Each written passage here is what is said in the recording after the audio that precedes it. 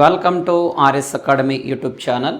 ఈరోజు జరిగిన అంతర్జాతీయ, జాతీయ, ప్రాంతీయ మరియు ముఖ్యమైన అంశాలను క్షుణ్ణంగా పరిశీలిద్దాం. ముందుగా ఈరోజు ఎవరైనా కొత్తగా వీడియో చూసే వాళ్ళు ఉంటే సబ్స్క్రైబ్ చేసుకోండి. ఓకే, చాలామంది చూస్తున్నారు కానీ సబ్స్క్రైబ్ చేయడం, లైక్ చేయడం అండ్ కామెంట్ చేయడం మర్చిపోతున్నారు. ప్రతి ఒక్కరు కూడా లైక్ చేయండి, షేర్ చేయండి, కామెంట్ చేయండి. ముందుగా ఈరోజు కరెంట్ అఫైర్ ఏంటి సార్ అంటే, సుప్రీంకోర్టు యొక్క తీర్పు మత మార్పిడి మరియు షెడ్యూల్ కులాల హోదా పైన ఒక తీర్పును వెలువరించడం జరిగింది భారతదేశం యొక్క అత్యున్నత న్యాయస్థానం. అంటే 1950వ సంవత్సరం నాటి రాజ్యాంగంలోని షెడ్యూల్ కులాలకు సంబంధించిన ఏదైతే తీర్పునుందో ఆ తీర్పును పునరుద్ధరించడం జరిగింది. అంటే మళ్ళీ ఇంకోసారి ఇచ్చేయడం జరిగింది. ఏంటి సార్ అంటే, ఈ తీర్పు ప్రకారం ఎవరైనా క్రైస్తవ మతంలోకి మారితే వాళ్ళు ఎస్సీ హోదా కోల్పోయినట్లుగా చెప్పడం జరుగుతుంది. అంటే ఏదైతే సుప్రీంకోర్టు తీర్పు ఉంటుందో, వీళ్ళు ఎవరైనా ఎస్సీ కేటగిరీకి సంబంధించిన వ్యక్తులు వీళ్ళు క్రైస్తవ మతంలోకి మారితే ఎస్సీ హోదా కోల్పోయినట్లుగా చెప్పడం జరుగుతుంది.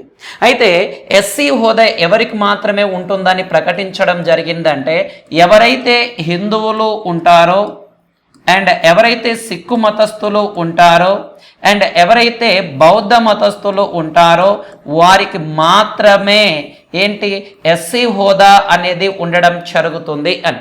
అంటే ఎప్పుడైతే ఎస్సీ నుంచి వేరే మతంలోకి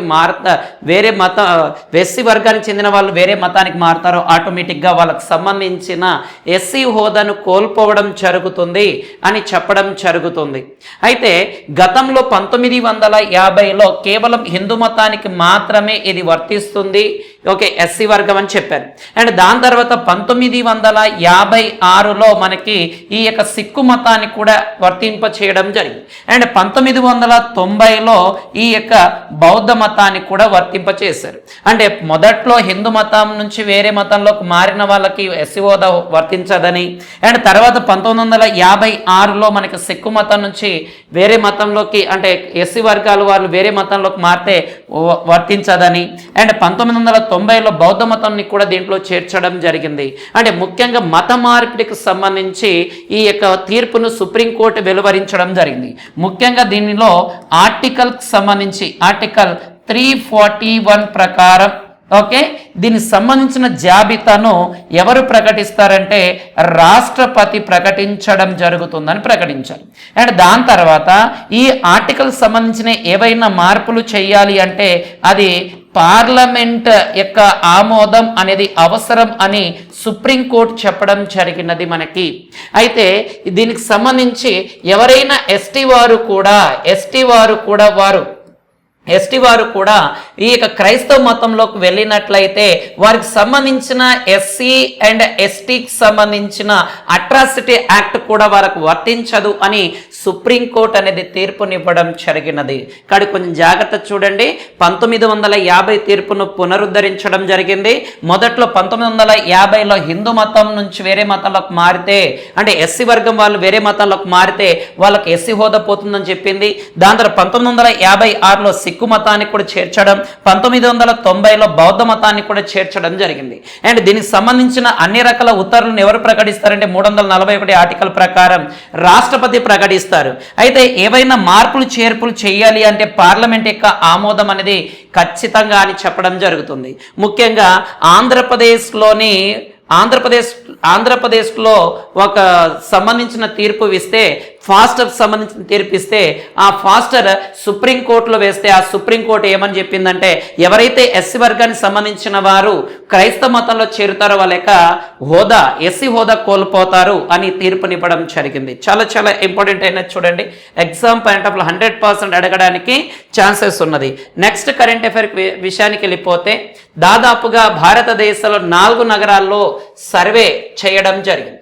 4 నగరాల్లో సర్వే చేయడం జరిగింది. ఏం సర్వే చేశారు సార్ అంటే సింగిల్ ప్లాస్టిక్ యూజ్కి సంబంధించి సర్వేని చేయడం జరిగింది. అయితే దాదాపుగా ఈ 4 ప్రదేశాల్లో 84% ఈ సింగిల్ ప్లాస్టిక్ యూజ్ అనేది అమల్లో ఉన్నట్లుగా చెప్పడం జరిగింది. అయితే ఆ 4 నగరాలు ఏవి సార్ అంటే ఒకటి భువనేశ్వర్, ఏది సార్ అంటే భువనేశ్వర్ అండ్ రెండవది ఢిల్లీ అనే నగరం, అండ్ దాని తర్వాత ముంబై అండ్ అక్కడి నుంచి మనకి గౌహతి ఈ 3 నగరాల్లో ఏకంగా 84% సింగిల్ ప్లాస్టిక్ యూజింగ్ అనేది అమల్లో ఉన్నట్లుగా కేంద్ర ప్రభుత్వం ప్రకటించడం జరుగుతుంది మనకి ఇది నాన్న. కానీ చాలా ఇంపార్టెంట్ చూడండి, సింగిల్ ప్లాస్టిక్ యూజ్ అంటే ఒకసారి వాడి రెండోసారి పడేసే వాటిని అంటే వాటర్ బాటిల్ లాంటివి, అండ్ దాని తర్వాత పేపర్ ప్లేట్ల మనకి ప్లాస్టిక్ ప్లేట్లు ఉంటాయి కదా అలాంటివి. అలాగే ఈ 3 నగరాల్లో మనకి దాదాపుగా భువనేశ్వర్లో 89% అండ్ ఢిల్లీలో 86% అండ్ ముంబైలో 85% అండ్ గౌహతిలో 76% సింగిల్ ప్లాస్టిక్ నిషేధాన్ని కొనసాగిస్తున్నట్లుగా ప్రకటించడం జరుగుతుంది మనకి. ముఖ్యంగా ఈ సింగిల్ ప్లాస్టిక్ యూజ్ వల్ల ఏమవుతుంది సార్ అంటే ఫస్ట్ వన్ ఎన్విరాన్మెంట్ పొల్యూషన్ అవ్వడం జరుగుతుంది. అంటే పర్యావరణం ఏదైతే ఉంటుందో అది, అండ్ దాని తర్వాత జంతువుల ఆరోగ్యం పైన ప్రభావం పడడం జరుగుతుంది. అండ్ దాంతోపాటు ప్లాస్టిక్ వ్యర్థాల సమస్యలు అండ్ దాని తర్వాత ఈ రకరకాల రోగాలు అటాక్ అవ్వడం జరుగుతుంది. అలాగే సింగిల్ యూజ్ ప్లాస్టిక్ ని నిషేధించిన నగరాల్లో మొదటి 4 ప్లేస్లో భువనేశ్వర్, ఢిల్లీ, ముంబై అండ్ గౌహతి అనేవి నిలవడం జరిగింది. ఓకే, నెక్స్ట్ క్వశ్చన్కి వెళ్ళిపోదాం. అండ్ సార్ అంటే సుగమ్ డిజిటల్ సంబంధించి ఒక పోర్టల్ని స్టార్ట్ చేయడం జరిగింది. ఏది సార్ అంటే సుగమ్ డిజిటల్ అనే పోర్టల్ని ప్రారంభించడం జరిగింది. ఈ సుగమ్ డిజిటల్ పోర్టల్ ఏంటి సార్ అంటే మనకి గుజరాత్ అనే రాష్ట్రం ప్రారంభించడం జరిగింది. గుజరాత్ అనే రాష్ట్రం, ఈ గుజరాత్ అనే రాష్ట్రం ఎందుకు ప్రారంభించారు అంటే దాదాపుగా 20 రకాల పౌర సేవలను పొందేందుకు ఈ సుగమ్ డిజిటల్ ఏదైతే ఉందో అది ప్రారంభించడం జరుగుతుంది. అంటే 20 రకాల సేవలు అంటే ఏమిటి సార్ అంటే క్యాస్ట్ సర్టిఫికేట్ కావచ్చు, and non creamy layer and ration card, and దాని తర్వాత మనకి ఐటీకి సంబంధించినవి అలాంటివి దాదాపుగా 20 రకాల పౌర సేవలు ఉండే విధంగా తీసుకునేలాగా సుగమ్ డిజిటల్ అనే దాన్ని మనకి ఈ యొక్క గుజరాత్ గవర్నమెంట్ అనేది ప్రారంభించడం జరుగుతుంది. ఈ గుజరాత్ గవర్నమెంట్ కి సంబంధించిన సీఎం ఎవరైతే ఉన్నారో భూపేంద్ర భాయ్ పటేల్ గారు దీన్ని అధికారికంగా ప్రారంభించడం జరుగుతుంది. అంటే దీనివల్ల ఏం జరుగుతుంది సార్ అంటే సమయం కలిసి రావడము, ఖర్చు కూడా తగ్గడము, అండ్ నిజ పర్యవేక్షణ అంటే పారదర్శకత ఇలాంటివన్నీ కూడా సుగమ్ డిజిటల్ మీకు ఇచ్చేయడం జరిగింది మనకి ఇది. అంటే దాదాపుగా 20 రకాల కార్యక్రమాలు మనకి దీంట్లో అందడం జరుగుతుంది. Okay, next one current topic విషయానికి వెళ్ళిపోతే కేంద్ర రోడ్డు రవాణా మంత్రిత్వ శాఖ ఒక పథకాన్ని ప్రారంభించడం జరిగింది. ఓకే, రోడ్డు రవాణా మంత్రిత్వ శాఖ రోడ్ అండ్ ట్రాన్స్పోర్ట్ మినిస్ట్రీ ఒక ప్రోగ్రామ్ని ఒక పోర్టల్ని ప్రారంభించడం జరిగింది. దాని పేరే PRISMSG అనే పోర్టల్ని ప్రారంభించడం జరిగినది. ఏంటి సార్ ఈ పోస్టల్ యొక్క ముఖ్యమైన ఉద్దేశం ఏంటి సార్ అంటే రైల్ కమ్ రోడ్ సంబంధించిన సేఫ్టీకి సంబంధించి దీన్ని తీసుకురావడం జరిగింది. ఏదైతే రైల్వే ఉంటుందో అండ్ రోడ్వేస్ ఉంటాయో వాటికి సంబంధించిన సేఫ్టీకి సంబంధించి అంటే ఎక్కడైతే రైల్వే కమ్ రోడ్ 2 ఉంటాయో అక్కడ వంతెనలు నిర్మించడం అలాంటి రియల్ టైంలో వాటిని కవరేజ్ చేసేందుకు వీటిని ప్రారంభించడం జరిగినది మనకి రోడ్ అండ్ రైల్వేకి సంబంధించి. కాబట్టి మనకి ఏది సార్ అంటే ఇది PRISMSG అనే పోర్టల్ని ప్రారంభించడం జరిగింది. అయితే ఈ ఆమోదం వల్ల ఏమవుతుంది సార్ అంటే గతంలో 12 నెలల సమయం అనేది పట్టేది. అంటే ఏదైనా ఈ రోడ్ కమ్ రైల్ బ్రిడ్జ్కి సంబంధించిన ఏవైనా ఇది ఉంటే 12 నెలల సమయం పట్టేది. ఇప్పుడు దీని ద్వారా ఏమవుతుంది సార్ అంటే 3 to 4 months 3 నుంచి 4 నెలల్లోనే సమయం ఇది అవుతుంది. అండ్ దీని ద్వారా ఎక్కడైనా రైల్వే వంతెనలు రైల్వే ట్రాక్స్ ఉంటే వాటిపై నుంచి వంతెనను కూడా ఏర్పాటు చేయడం జరుగుతుంది దీని ద్వారా. దీనికోసమే PRISMSG అనే ఒక పోర్టల్ని ప్రారంభించారు. ముఖ్యంగా ఇన్ఫ్రాస్ట్రక్చర్ మౌలిక సదుపాయాల కోసం దీన్ని ప్రారంభించడం జరిగింది. ఓకే, నెక్స్ట్ కరెంట్ అఫైర్కి వెళ్ళిపోతే అగ్నికుల్ కాస్మోక్ చాలా చాలా ఇంపార్టెంట్ అయినది నాన్న. ఏది సార్ అంటే అగ్నికుల్ కాస్మోస్ అనేది. ఇది చెన్నైలో తమిళనాడు ఎక్కడ సార్ అంటే మనకి చెన్నై ప్రాంతం, చెన్నైలో దీన్ని ప్రయోగించడం జరిగింది. చెన్నైలో మనకి దీన్ని మనం ఏమంటాం సార్ అంటే 3D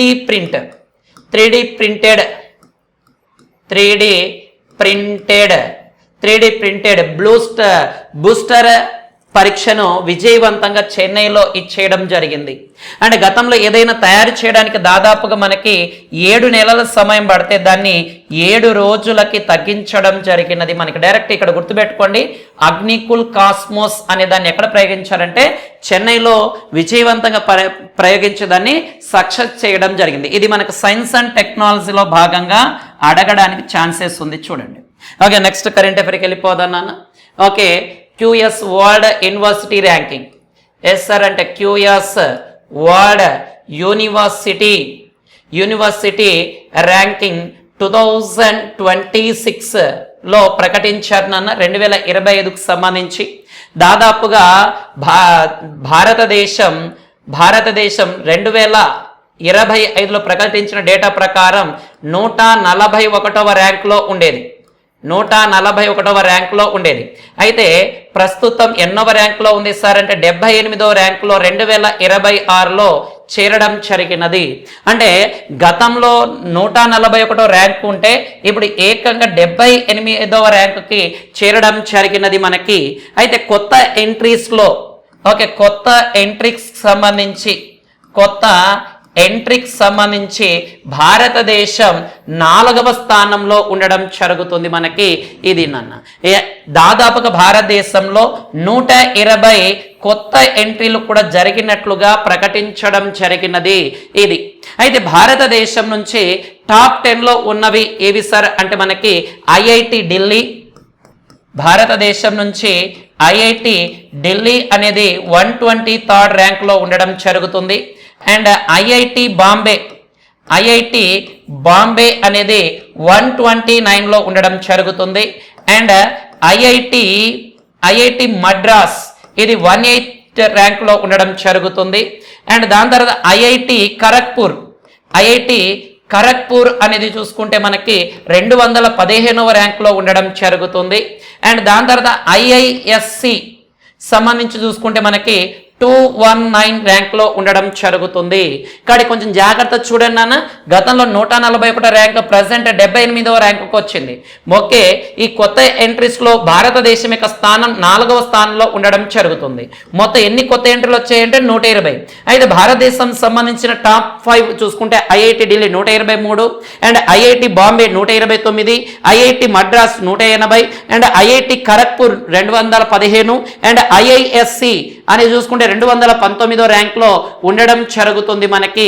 ఇది నన్ను. అండ్ దాని తర్వాత కొన్ని వారిగా ఇది కూడా ఇచ్చాడు మనకు చూడండి. IIT ధనాబాద్ ఖనిజ అండ్ మైనింగ్లో 21వ ర్యాంక్. అండ్ IIT ఖరగ్పూర్ చూసుకుంటే 22వ ర్యాంక్ మైనింగ్ అండ్ ఖనిజంలో. అండ్ బిజినెస్ అండ్ మేనేజ్మెంట్లో చూసుకుంటే IIM అహ్మదాబాద్ 21వ ర్యాంక్లో ఉండడం జరుగుతుంది. కాబట్టి ఇవి కొద్దిగా జాగ్రత్త గుర్తుపెట్టుకోండి. QS వరల్డ్ యూనివర్సిటీ ర్యాంకింగ్ ఖచ్చితంగా అడగడం ఛాన్సెస్ ఉంది.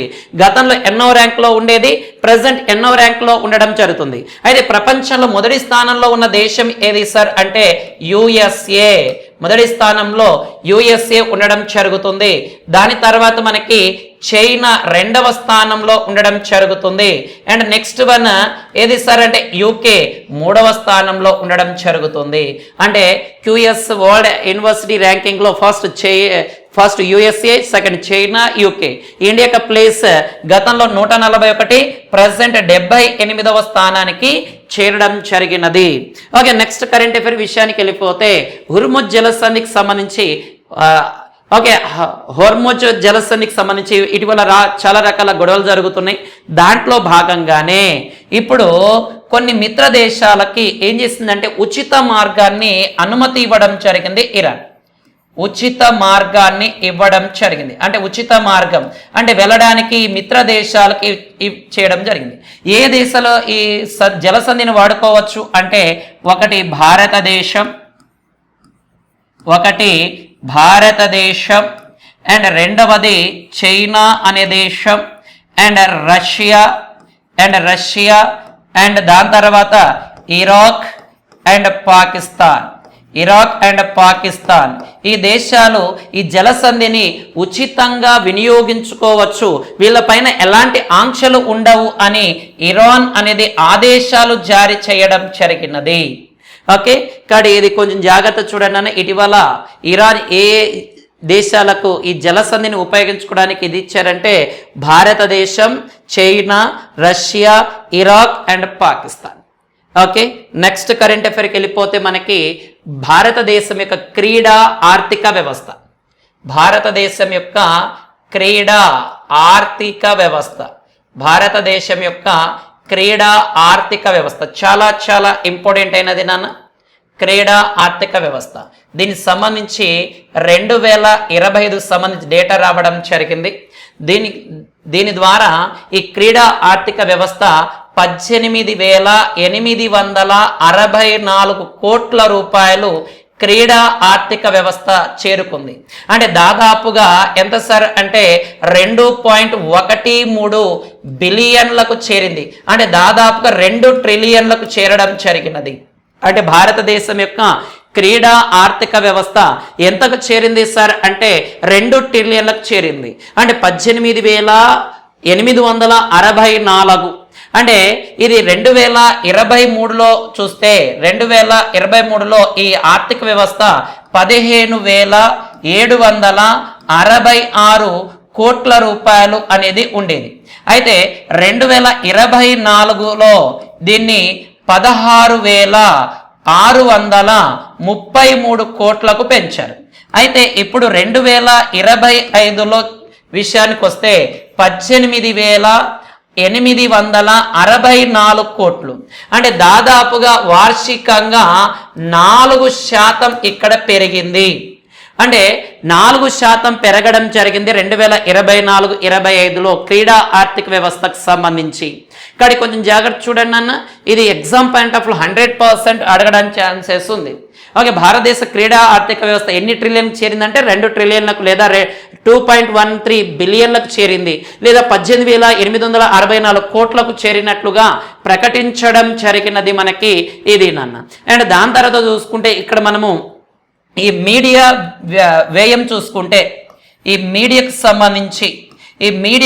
సంబంధించిన వ్యయం 51% ఉంది. అదే స్పాన్సర్షిప్ ఏది సార్ అంటే స్పాన్సర్స్ ఉంటారు కదా, ఈ స్పాన్సర్స్ చూసుకుంటే 42% ఈ స్పాన్సర్ ఉండడం జరుగుతుంది. అయితే వీటిలో అత్యధికంగా మనకి ఆధిపత్యం వహిస్తున్న క్రీడ ఏది సార్ అంటే క్రికెట్ అత్యధికంగా ఆధిపత్యం వహిస్తుంది. దాని తర్వాత ప్రో కబడ్డీ, దాని తర్వాత మన ఇండియాలో జరిగే IPL, ఇండియన్ ప్రీమియర్ లీగ్. అంటే ఈ క్రీడా వ్యవస్థలో అత్యధికంగా మనకి cricket and pro kabaddi and IPL అనేవి ఎక్కువగా ఉండడం జరుగుతుంది. 100% అడగడానికి ఛాన్సెస్ ఉంది. చూడండి నాన్న, ఎకానమిక్ సంబంధించిన కరెంట్ న్యూస్ చూడండి. 100% అడగడానికి భారతదేశం యొక్క క్రీడా రంగానికి సంబంధించిన ఆర్థిక వ్యవస్థ ఎంతకు చేరింది సార్ అంటే 2.13 బిలియన్లకు చేరడం జరిగినది. గతంలో మనకి 2023, 24, 25లో ఎంత ఉంది? 2024 నుంచి 25 మధ్య 4% వార్షిక వృద్ధి రేటు అనేది ఉండడం జరుగుతుందిగా చెప్పడం జరుగుతుంది. ఓకే, నెక్స్ట్ కరెంట్ అఫైర్ విషయానికి వెళ్ళిపోతే ప్రపంచ వాణిజ్య సంస్థ అంటే వరల్డ్ ట్రేడ్ ఆర్గనైజేషన్ సంబంధించి 14వ మంత్రివర్గ సమావేశం అనేది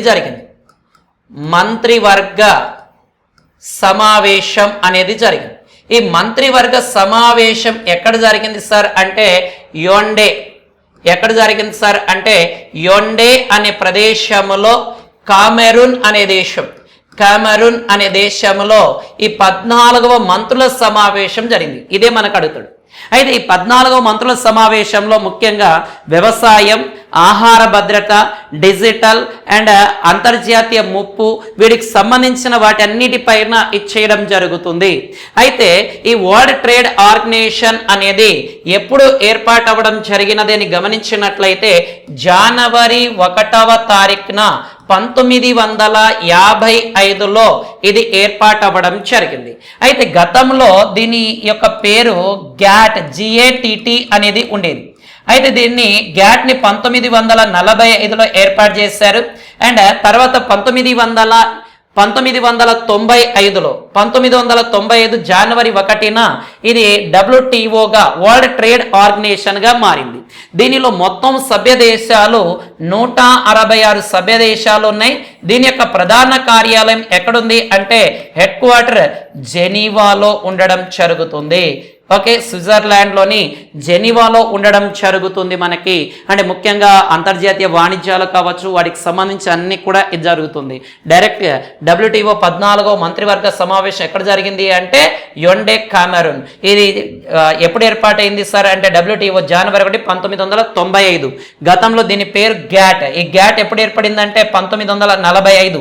ప్రస్తుతం దీంట్లో సభ్య దేశాలు 166. దీని యొక్క ప్రధాన కార్యాలయం జెనీవా, స్విట్జర్లాండ్లో ఉండడం జరుగుతుంది. ముఖ్యంగా భారతదేశంలోని ఉన్న రైతులు, మత్స్య కార్మికులు, వాళ్ళకు సంబంధించి కొన్ని రకాల సూచనలు, సలహాలు కూడా దీంట్లో ఇవ్వడం జరిగినది ఇది. ఓకే, నెక్స్ట్ కరెంట్ అఫైర్ విషయానికి వెళ్ళిపోతే అండ్ భారతదేశంలో అభివృద్ధి ప్రాజెక్టుల కోసం అంటే భారతదేశం యొక్క అభివృద్ధి ప్రాజెక్టుల కోసం జపాన్ సాయం, అభివృద్ధి ప్రాజెక్టులకు సంబంధించి ఎవరు సహాయం చేయబోతున్నారు సార్ అంటే జపాన్ అనే దేశం సహాయం చేయడం జరుగుతుంది. అంటే దాదాపుగా జపాన్ అనే దేశం 16,420 కోట్ల ODA రుణాల ఒప్పందం జరగడం జరిగింది.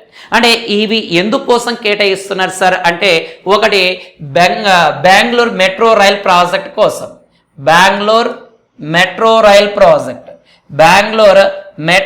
రైల్ ప్రాజెక్ట్ ఏదైతే ఉంటుందో దానికోసం దాదాపుగా 44.65 కిలోమీటర్లు భాగంగా దీన్ని ఏర్పాటు చేస్తున్నారు దీని యొక్క సాయంతో. రెండవది ముంబై మెట్రో లైన్ సంబంధించి ముంబై మెట్రో లైన్ ఏదైతే ఉంటుందో దీన్ని ఇచ్చేయడం జరుగుతుంది.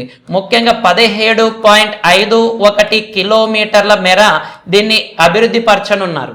అంటే పట్టణాలు అనుసంధానం చేయడం, భూగర్భ రోడ్వేని కారిడార్ నిర్మించడం కోసం ఈ ముంబై మెట్రో లైన్ కోసం. అండ్ దాని తర్వాత మూడవది ఏంటి సార్ అంటే మహారాష్ట్ర ఆరోగ్య సంరక్షణ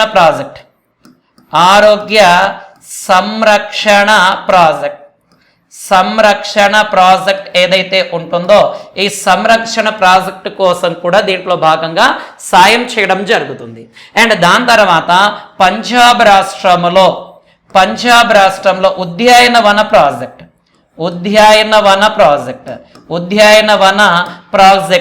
ఈ ఉద్యాన వన ప్రాజెక్ట్ యొక్క ముఖ్యమైన కాన్సెప్ట్ ఏంటి సార్ అంటే పర్యావరణ మార్పులను తట్టుకునేలాగా ఏవైతే పర్యావరణ మార్పులు ఉంటాయో ఈ పర్యావరణ మార్పులను తట్టుకునేలాగా దీన్ని తయారు చేస్తున్నారు. అంటే భారతదేశంలో అభివృద్ధి ప్రాజెక్టుల కోసం జపాన్ 16,420 కోట్ల రూపాయలను ODA రుణాలు ఇస్తుంది. దాంట్లో భాగంగా ఏస్తారంటే Bengaluru metro rail project 44.65 kilometre పొడవున దానికి సాయం చేస్తుంది. ముంబై మెట్రో లైన్ సంబంధించి 17.51 కిలోమీటర్ల పొడవున ఇచ్చేస్తుంది. అండ్ ముంబై ఆరోగ్య సంరక్షణ ప్రాజెక్టు సాయం చేస్తుంది. అండ్ పంజాబ్లో ఉద్యానవన ప్రాజెక్ట్ అంటే పర్యావరణ మార్పును తట్టుకునేలాగా దీన్ని చేయడం జరుగుతుంది. అయితే ఈ ప్రాజెక్టులో ఎప్పటికి పూర్తి కానున్నాయి సార్ అంటే 2032-34 కాల నాటికి ఇది పూర్తిగా ఇదవ్వడం జరుగుతుంది, అంటే పూర్తవుతుంది అని ప్రకటించారు. అంటే భారతదేశానికి మరియు ఈ భారతదేశానికి జపాన్ ప్రభుత్వానికి మధ్య ఈ ఒప్పందాలు చేయడం జరిగింది. అండ్ 2025లో చూడండి నాన్న, 2025లో జపాన్ దేశం భారతదేశానికి బుల్లెట్ ట్రైన్ని కూడా ఏది సార్ అంటే ఈ బుల్లెట్ ట్రైన్ని కూడా గిఫ్ట్గా ఇవ్వడం జరిగింది. బుల్లెట్ రైలు లేదా ట్రైన్ని. ఓకే, ఇవన్నీ కూడా యాడ్ చేసుకున్నాను. కొంచెం జాగ్రత్త, నేను చెప్పే పాయింట్లు ప్రతిదీ కూడా ప్రతి ఒక్కరు లైక్ చేయండి, షేర్ చేయండి, కామెంట్ చేయండి. కొత్తగా చూసే వాళ్ళు సబ్స్క్రైబ్ చేసుకోండి. మన RS academy, okay, RS academy రేపు ఆదివారం గ్రాండ్ టెస్ట్ నిర్వహించబోతుంది. ఓకే, గ్రూప్ 2కి సంబంధించి ఉదయం 8:30కి ఇది స్టార్ట్ అవ్వడం జరుగుతుంది. మీకు స్క్రీన్ పైన కనబడే నంబర్లకి మీరు రిజిస్ట్రేషన్ అవ్వండి. అండ్ ఆర్ఎస్ అకాడమీ తరపున ఆర్ఆర్బి, కానిస్టేబుల్ అండ్ గ్రూప్ 2కి సంబంధించి ప్రత్యేక బ్యాచ్లు కూడా నడుస్తున్నాయి. తొందరగా జాయిన్ అవ్వండి, ఎందుకంటే పోస్టులు అనేవి మళ్ళీ రావు. చాలా దాదాపుగా 2 సంవత్సరాల తర్వాత మనకు నోటిఫికేషన్, 2-3 సంవత్సరాల తర్వాత నోటిఫికేషన్ వచ్చింది. కాబట్టి ఈ నోటిఫికేషన్ని సద్వినియోగం చేసుకోండి. ఇంకా కానిస్టేబుల్ అయితే చెప్పక్కర్లే, ఎప్పుడో 2021-22లో వచ్చిన నోటిఫికేషన్ మనకి రీసెంట్గా ఫిల్ అవ్వడం జరిగింది. కాబట్టి ఈ అవకాశాన్ని వినియోగించుకోండి. ఓకే, నెక్స్ట్ కరెంట్ అఫైర్కి వెళ్ళిపోదాం. ఓకే, నీతి ఆయోగ్ మహిళలకు సంబంధించి ప్రోత్సాహకాల కోసం 1.55 కోట్ల రూపాయలను కేటాయించింది. ఓకే, ఎవరు కేటాయించారు సార్ అంటే నీతి ఆయోగ్ కేటాయించడం జరిగింది. అంటే ఏ రాష్ట్రానికి కేటాయించింది 1.55 కోట్లు అని గమనించినట్లయితే ఆంధ్రప్రదేశ్ రాష్ట్రానికి 1.55 కోట్ల రూపాయలు కేటాయించింది. ముఖ్యంగా ఎందుకు సార్ అంటే గ్రామీణ ప్రాంతంలో rural innovation, incubation, okay, skilling and entrepreneurship centre కోసం దీన్ని 1.55 కోట్ల రూపాయలు. ఎందుకు సార్ అంటే rural innovation, incubation, skilling and entrepreneurship కోసం దీన్ని కేటాయించడం జరిగింది. అంటే ముఖ్యంగా మహిళలను ప్రోత్సహించడం కోసం దీన్ని కేటాయించడం జరిగినది. అంటే ముఖ్యంగా మహిళలు జీవన ఉపాధి అవకాశాలు కల్పించడం, డిజిటల్ రంగాలలో ఇచ్చేయడం కోసం, అండ్ ఆంగ్లం మాట్లాడడం కోసం, అండ్ కృత్రిమ మేధస్సును ఉపయోగించడం కోసం, అండ్ కార్ డ్రైవింగ్, అండ్ దాని తర్వాత సోలార్ ప్యానెల్ సంస్థాపన, సూక్ష్మ ఆహార ప్రాసెసింగ్ లాంటి కార్యక్రమాలన్నీ కూడా ఈ ఏదైతే rural innovation, incubation, skilling and entrepreneurship సెంటర్లో భాగంగా మహిళలకి దీన్ని నియమించడం జరుగుతుంది. మనకి దాదాపుగా ఇప్పటికే 1000 మందికి పైగా మహిళలకు ట్రైనింగ్ ఇవ్వడం జరిగింది. ఇంకో దాదాపుగా 300 పైగా కుటుంబాల దీంట్లో ట్రైనింగ్ ఇవ్వడం జరుగుతుంది. ఓకే, కాబట్టి చూడండి అన్న, నీతి ఆయోగ్ మన ఆంధ్రప్రదేశ్ రాష్ట్రానికి కేటాయించడం జరిగింది. Okay, next one Viksit Bharat 2047. Okay, చాలా ఇంపార్టెంట్ ఏది సార్ అంటే వికసిత్ భారత్ 2047. దీనిలో భాగంగా మనకి ఏమని ప్రకటించారు అంటే 2047 నాటికి భారతదేశం స్వాతంత్రం సాధించి 100 సంవత్సరాలు పూర్తయిన సందర్భంగా భారతదేశం ప్రపంచంలో అభివృద్ధి చెందిన దేశాలలో చేరాలని లక్ష్యంగా పెట్టుకోవడం జరిగింది. దాంట్లో భాగంగానే భారతదేశం యొక్క ఆర్థిక వ్యవస్థ, ఏదైతే భారతదేశం యొక్క ఆర్థిక వ్యవస్థ ఉంటుందో ఈ ఆర్థిక వ్యవస్థ అనేది 30 నుంచి 40 ట్రిలియన్ డాలర్లకు చేరుకోవాలి అండ్ మౌలిక సదుపాయాలు కల్పించాలి. అండ్ దాంతోపాటు దీనిలో 4 మూల స్తంభాలను పెట్టుకోవడం జరిగింది. 4 మూల స్తంభాలను పెట్టుకోవడం జరిగింది. అంటే 4 మూల స్తంభాలు అంటే కీ రోల్. దాంట్లో ఒకటి ఏది సార్ అంటే యువ నైపుణ్యం, అంటే యువ నైపుణ్యాభివృద్ధి చాలా ఇంపార్టెంట్ నాన్న. అంటే విద్యా సంస్కరణలో స్టార్టప్ పర్యావరణం లాంటివి డెవలప్ చేయడం జరుగుతుంది. అండ్ దాని తర్వాత ఏది సార్ అంటే పేదరిక నిర్మూలన. రెండవది ఏది సార్ అంటే పేదరిక నిర్మూలన, అందరికీ వసతి అండ్ అందరికీ విద్య, ఆర్థిక సమ్మిళిత అభివృద్ధి సాధించాలని లక్ష్యంగా పెట్టుకున్నారు. అండ్ మహిళా సాధికారిత, మూడవది ఏంటి సార్ అంటే మహిళా సాధికారత అంటే మహిళల సాధికారత సాధించాలి, మహిళలను భాగస్వామ్యం చేయాలి అని. అండ్ దాని తర్వాత రైతులను ప్రోత్సహించడం, ఏది సార్ అంటే రైతులను ప్రోత్సహించాలి అని కూడా పెట్టుకోవడం జరిగింది. అంటే ముఖ్యంగా భారతదేశం 2047 నాటికి అభివృద్ధి చెందిన దేశంగా ఉండాలి. అయితే 30 నుంచి 40 ట్రిలియన్ డాలర్ల ఆర్థిక వ్యవస్థ చేరాలి. అండ్ 4 మూల స్తంభాలు: యువ నైపుణ్యం, పేదరిక నిర్మూలన, అండ్ దాని తర్వాత మహిళా సాధికారిత, రైతులను ప్రోత్సహించడం లాంటి కార్యక్రమాలు చేయాలి. అంటే ముఖ్యంగా మేక్ ఇన్ ఇండియా ద్వారా భారతదేశంలోనే ఉత్పత్తి చేయాలి. అండ్ దాని తర్వాత డిజిటల్ ఇండియాగా మార్చాలి. అండ్ మేక్ ఇన్ ఇండియాగా మార్చాలి. పిఎం గతి శక్తిని డెవలప్ చేయాలి. అండ్ పిఎం వికసిత్ భారత్ రోజ్గార్ యోజనను ఇచ్చేయాలి. లాంటి కార్యక్రమాలన్నీ కూడా 2047 వికసిత్ భారత్లో భాగంగా లక్ష్యాలుగా భారతదేశం పెట్టుకోవడం జరిగింది. ఓకే, నెక్స్ట్ కరెంట్ అఫైర్ విషయానికి వెళ్ళిపోతే, okay, UCC uniform civil code 2026కు సంబంధించి దీన్ని మనము ఏకరీతి పౌర స్మృతి అనే పేరుతో పిలుస్తాం. ఏమంటాం సార్ అంటే ఏకరీతి పౌర స్మృతి, ఓకే, అనే పేరుతో పిలుస్తాం. సింపుల్గా ఉమ్మడి పౌర స్మృతి అనే పేరుతో పిలుస్తాం.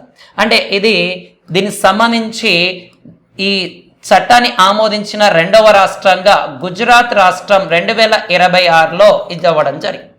అంటే ఉమ్మడి పౌర స్మృతిని ఆమోదించిన భారతదేశంలోని 2వ రాష్ట్రం ఏది అని గమనించినట్లయితే ఏది సార్ అంటే గుజరాత్ అనే రాష్ట్రం. ఎప్పుడు ఆమోదించింది? 2026వ సంవత్సరంలో ఆమోదించడం జరిగింది. ఓకే, దీనికి ముఖ్య ఉద్దేశం ఏంటి సార్ అంటే ఈ యొక్క ఉమ్మడి పౌరస్మృతికి సంబంధించి, ఓకే, చట్టం ముందు అందరూ సమానులే, అంటే చట్టం ప్రకారం అందరికి ఒకే రకమైన న్యాయం, అండ్ దాని తర్వాత అన్ని మతాలకు ఒకే రకమైన చట్టాలు, అండ్ సామాజిక సమానత్వం, అండ్ బహుభార్యతత్వం నిషేధం, అండ్ వివాహ వయస్సు నియంత్రణ, విడాకుల ప్రక్రియకు సంబంధించి కొన్ని సరళీకరణ చేయడం, అండ్ దాని తర్వాత సహజీవనం చేయాలంటే తప్పనిసరి నమోదు, అండ్ 21 సంవత్సరం నిండి ఉండాలి, తల్లిదండ్రుల యొక్క అనుమతి ఖచ్చితంగా, అండ్ పిల్లలకు చట్టబద్ధమైన హక్కులు, ఇలాంటివన్నీ కూడా ఉండడం జరుగుతుంది. అయితే దీనిలో ఈ యొక్క ఉమ్మడి పౌర స్మృతిలో ఎస్టీ వారికి సంబంధించిన కొన్ని అంశాలు మినహాయింపు ఇవ్వడం జరిగింది. ఓకే, ఈ ఉమ్మడి పౌర స్మృతి మనకి ఆదేశిక సూత్రాల్లో 44వ ఆర్టికల్లో ఇది ఉండడం జరుగుతుంది, ఉమ్మడి పౌర స్మృతి. అయితే 2వ రాష్ట్రం గుజరాత్ రాష్ట్రం అంటున్నాం. మొట్టమొదటిగా ఆమోదించిన మొదటి రాష్ట్రం ఏది అని గమనించినట్లయితే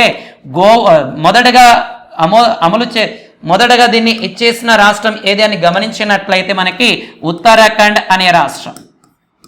ఉత్తరాఖండ్ అనే రాష్ట్రం ఉమ్మడి పౌర స్మృతిని మొదటగా చట్టం చేసింది 2024లో.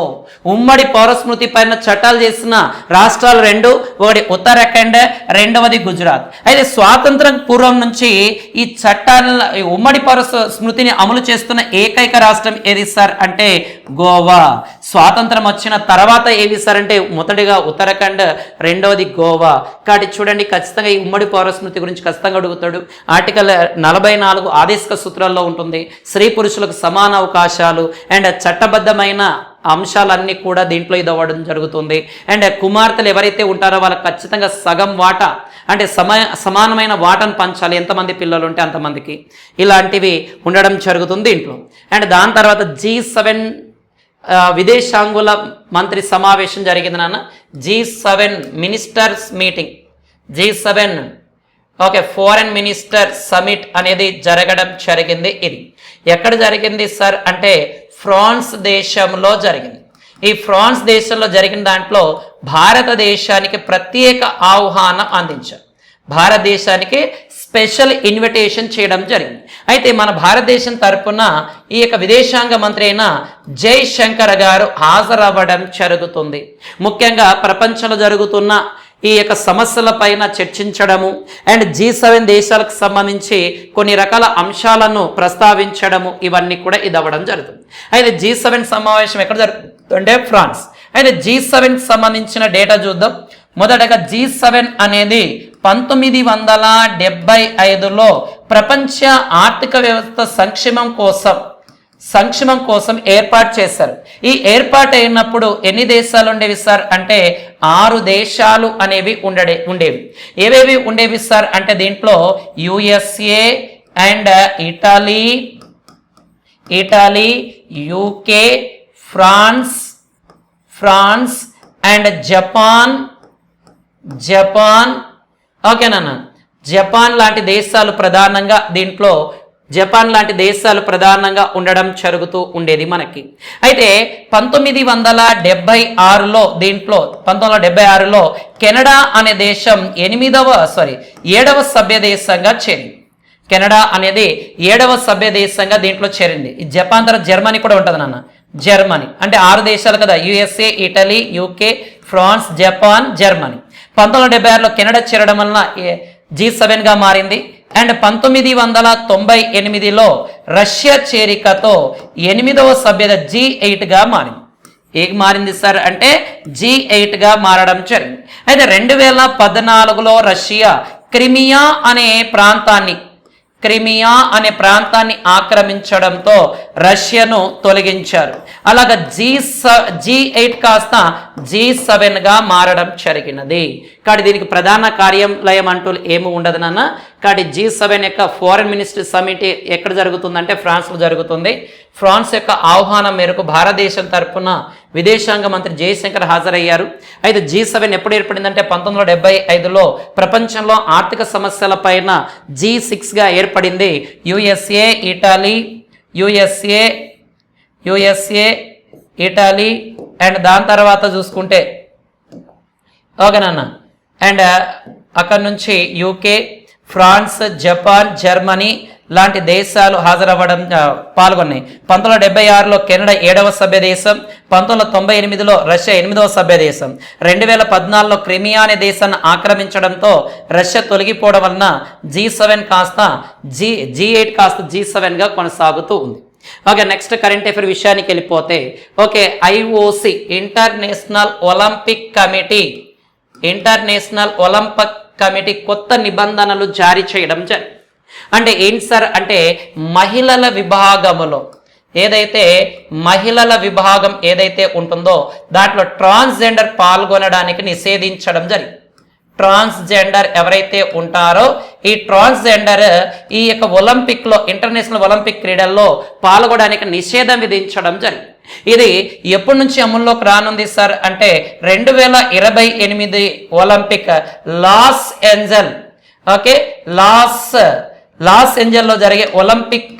లాస్ ఏంజల్లో జరిగే ఒలింపిక్ క్రీడల్లో ఇది నుంచి అమల్లోకి వచ్చేటట్టుగా ప్రకటించడం జరిగింది. అయితే ఇప్పటి నుంచి ఎవరైతే ఒలింపిక్ క్రీడల్లో పాల్గొంటారో మహిళల విభాగంలో వాళ్ళకి సార్ అంటే SRY అనే టెస్ట్ ఖచ్చితంగా తప్పనిసరి చేయడం జరుగుతుంది. దాంతోపాటు DSD అనేది కూడా టెస్ట్ చేయడం జరుగుతుంది. ఈ టెస్ట్లో వాళ్ళకి సంబంధించిన సరైన రిపోర్ట్లు వస్తే పాల్గొనడం జరుగుతుంది, లేదంటే ట్రాన్స్జెండర్లు దీంట్లో పాల్గొనడానికి ఆస్కారం అనేది ఉండదు. అంటే ఈ యొక్క మహిళల యొక్క భాగస్వామ్యాన్ని కాపాడాలనే ఉద్దేశంతో దీన్ని ప్రకటించడం జరుగుతుంది మనకి ఇది నాన్న. కాబట్టి కొంచెం జాగ్రత్త చూడండి. IOC ఇంటర్నేషనల్ ఒలింపిక్ కమిటీ ఏమని ప్రకటించిందంటే మహిళల విభాగంలో ట్రాన్స్జెండర్ పాల్గొనడాన్ని నిషేధించడం జరిగింది. ఇది 2028 నుంచి అమల్లోకి వస్తుంది. వాళ్ళు ఎవరైనా పాల్గొనాలి అంటే మహిళల విభాగంలో పాల్గొనాలంటే SRY టెస్ట్ అండ్ DSD టెస్ట్లను ఇదైన తర్వాత దాంట్లో సక్సెస్ఫుల్ అయిన తర్వాతే పాల్గొనడానికి ఇది ఉంటుంది. అయితే ఇంటర్నేషనల్ ఒలింపిక్ కమిటీ 1894 జూన్ 23న ఏర్పాటు చేశారు. దీని యొక్క ప్రధాన కార్యాలయం లుసానే అనే ప్రాంతంలో స్విట్జర్లాండ్ దగ్గర ఉండడం జరుగుతుంది. ఎక్కడ సార్ అంటే స్విట్జర్లాండ్ దగ్గర ఉండడం జరుగుతుంది. అంటే ఒలింపిక్ క్రీడాకారుల ప్రోత్సాహకం చేయడం, క్రీడాకారుల అభివృద్ధికి పాటుపడడం లాంటి కార్యక్రమాలు ఎక్కడ నిర్వహించడం జరుగుతుంది. ఓకే, ఇక్కడ కొంచెం జాగ్రత్త చూడండి నాన్న. ఇంటర్నేషనల్ ఒలింపిక్ కమిటీ ఏమని ప్రకటించింది, ఎలాంటి మార్పులు తీసుకురావడం జరిగిందో. ఓకే, నెక్స్ట్ కరెంట్ అఫైర్ విషయానికి వెళ్ళిపోతే భారత ఒలింపిక్లో భారతదేశం మొట్టమొదటిసారిగా ఒలింపిక్లో ఎప్పుడు పాల్గొనింది? ఒలింపిక్లో అంటే 1900 సంవత్సరంలో పాల్గొనింది. అయితే దీంట్లో పాల్గొని పతకాలు సాధించిన మొట్టమొదటి భారతీయుడు ఎవరు సార్ అంటే నార్మన్ ప్రిచర్డ్ అనే వ్యక్తి మొట్టమొదటిగా పాల్గొన్నారు. అండ్ 1928 నుంచి 1956 మధ్య భారతదేశం హాకీలో ఏకంగా 6 గోల్డ్ మెడల్ను సాధించడం జరిగినది, 6 సార్లు. అండ్ 1952 హెలసింకి. ఓకే, హెలసింకి అంటే స్వాతంత్రం వచ్చిన తర్వాత మొట్టమొదటిసారిగా భారతదేశం 1952 హెలసింకిలో జరిగిన వ్యక్తిగత విభాగంలో కేడి జాదవ్ రెజ్లింగ్లో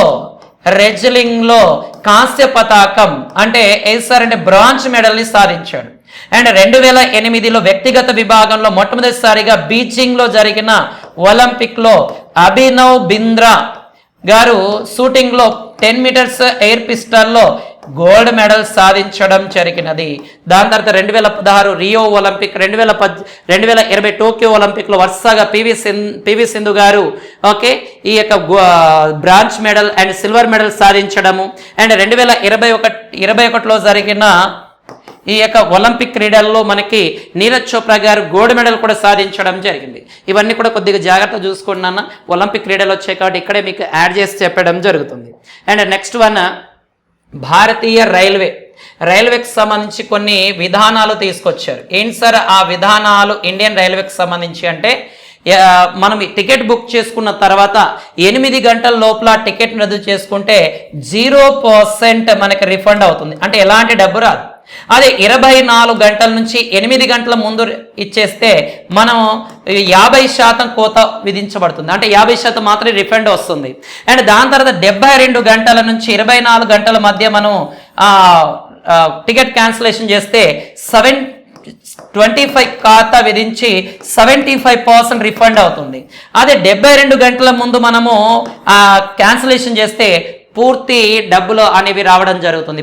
ప్రాథమిక ప్రాసెసింగ్ ఫీజు తప్ప మిగతావన్నీ కూడా రావడం జరుగుతుంది. దాంతోపాటు ఇంకో కొత్త నిబంధన ఏంటి సార్ అంటే ఓకే 30 నిమిషాల ముందు కూడా మనము బయలుదేరడానికి ముందు 30 నిమిషాల ముందు కూడా టికెట్ని ఇచ్చేసుకోవచ్చు.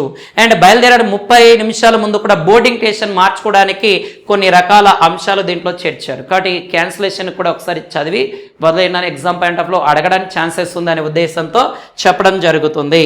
ఓకే, నెక్స్ట్ కరెంట్ అఫైర్ విషయానికి పోతే ప్రపంచ ఉగ్రవాద సూచిక మనం ఆల్రెడీ నిన్నటి క్లాస్లో చెప్పుకున్నాం, మళ్ళీ ఒకసారి బ్రీఫ్గా చెప్తాను వినండి నన్ను. ఓకే, ముఖ్య గణాంకాలు ప్రపంచవ్యాప్తంగా మనకి గ్లోబల్ టెర్రరిజం ఇండెక్స్ సిడ్నీ వారు విడుదల చేసిన దాని ప్రకారం దీంట్లో మొదటి స్థానం ఏ దేశం అని గమనించినట్లయితే పాకిస్తాన్ అనే దేశం ఉండడం జరుగుతుంది. పాకిస్తాన్, బుర్కినా ఫోసో అండ్ నైజీరియా ఉన్నాయి. అయితే దీంట్లో భారతదేశం 13వ స్థానంలో ఉంది అని కూడా మనం చెప్పడం జరిగింది. దీని ద్వారా ఉగ్రవాద మరణాలు 28% అండ్ ఉగ్రవాద సంఘటనలు 22% అనేవి జరిగాయి అని చెప్పడం జరిగింది మనం. అయితే దీంట్లో అత్యధికంగా ప్రమాదకరమైన ప్రాంతాలు సహారా ప్రాంతంలో ఉన్నాయి. ఆ ఉగ్రవాద సంస్థలు కూడా Islamic states and Jamaat Nusrat all Islam Muslimeen and Tehrik Taliban ఉండడం అండ్ ఆల్ షబాద్ కూడా ఉండడం జరుగుతుంది. కానీ ఇలాగ కొంచెం జాగ్రత్త చూడ ఆల్రెడీ నిన్న చెప్పాను, మళ్ళీ ఒకసారి రివిజన్ చేస్తున్న చూడండి నాన్న. ఓకే, నెక్స్ట్ కరెంట్ న్యూస్కి వెళ్ళిపోతే ఉడాన్ స్కీమ్ చాలా చాలా ఇంపార్టెంట్ నాన్న. ఉడాన్ స్కీమ్, ఈ ఉడాన్ స్కీమ్ ఏంటి సార్ అంటే ఉడాన్ స్కీమ్ కోసం 22,840 కోట్ల రూపాయలు కేటాయించారు. ఇది 2026-27 సంవత్సరం నుంచి 2035-36 మధ్య కేటాయించారు. అంటే గతంలో 2016లో ఉడాన్ అనే పథకాన్ని ప్రారంభించారు. అయితే ఇది 2026 సంవత్సరానికి తన యొక్క కాలం పూర్తయింది. అందువలన మరో 10 సంవత్సరాలు ప్రకటించడం జరిగింది. మరో 10 సంవత్సరాలు దీన్ని ఎక్స్టెన్షన్ చేశారు. అంటే ముఖ్యంగా విమాన ప్రయాణంలో రాయితీ ఇవ్వడము అండ్ దాని తర్వాత ఈ డొమెస్టిక్ ఎయిర్వేస్ని డెవలప్ చేయడం కోసం దీన్ని తీసుకొచ్చారు. అయితే 2026 నాటికి ఈ ఉడాన్ పథకం కింద సాధించిన విజయాలు చూసుకుంటే 95 విమానాశ్రయాలు, హెలిపోర్ట్లు అండ్ వార్ ఏరోడోమ్లు ఇచ్చేశారు. అండ్ 663 మార్గాలను ప్రారంభించడం జరిగినది. అండ్ దాదాపుగా 163.47 లక్షల మంది ఈ యొక్క ఉడాన్ పథకం కింద వినియోగించుకోవడం జరిగినది. ఓకే, అయితే ఈ సవరించిన పథకం ప్రకారం 2026-27 నుంచి 2035-36 మధ్య ఏకంగా 100 కొత్త విమానాశ్రయాలను ఏర్పాటు చేయబోతున్నారు. 100 కొత్త విమానాశ్రయాలను ఏర్పాటు చేయబోతున్నారు. అండ్ దాదాపుగా 441 కొత్త మార్గాలు కొత్త మార్గాలు ఇచ్చేయడం జరుగుతుంది. అండ్ 200లకు పైగా అదనపు మార్గాలను కార్గో, వైద్య వాటికి సంబంధించిన మార్గాలను కూడా డెవలప్ చేయడం జరుగుతుంది. కాబట్టి కొంచెం జాగ్రత్త చూడండి అన్న. ఇక్కడ 2026-27 నుంచి 35-36 పొడిగించారు. గతంలో 2016లో ఇచ్చేసారు. ఏమేమి ఏర్పాటు చేశారు, ఇప్పుడు టార్గెట్ ఏమిటి 10 సంవత్సరాల్లో, ఇది కూడా మనం జాగ్రత్త గుర్తుపెట్టుకోవాలి. నెక్స్ట్ వన్ ఏంటి సార్ అంటే okay, next one immigration visa విదేశీయుల నమోదు ట్రాఫిక్ పథకం నాన్న. దీన్ని మనం సింపుల్గా ఏమంటాం సార్ అంటే IVFRT అనే పేరుతో పిలుస్తాం. 2026కి సంబంధించి ఇది 2026-30 కాలానికి పొడిగించారు నాన్న. అంటే ఈ పథకం ఏంటి సార్ అంటే సురక్షితమైన సాంకేతికమైన ప్లాట్ఫామ్ని తీసుకొచ్చారు. అంటే దీని యొక్క కాల పరిమితి ఏప్రిల్ 1, 2026 నుంచి 31 మార్చి 2031 వరకు ఇది ఉంటుంది. అంటే దీని ద్వారా మనకి అధునానిక సాంకేతిక వేగవంతమైన సేవలు అండ్ ఈ వీసా సెంటర్లు దేశవ్యాప్తంగా అండ్ అవాంతరం లేని ప్రయాణము అండ్ వేగవంతమైన ప్రయాణం ఇలాంటివి అన్నీ కూడా దీని ద్వారా అందించడం జరుగుతుంది. ఇది ఈరోజు జరిగిన కరెంట్ అఫైర్ నాన్న. మిగిలిపోయిన అంశాలు ఉంటే రేపటి న్యూస్లో, రేపటి కరెంట్ అఫైర్లో చూద్దాం. RS అకాడమీ కర్నూలు, మీ స్వామి సార్. జై హింద్.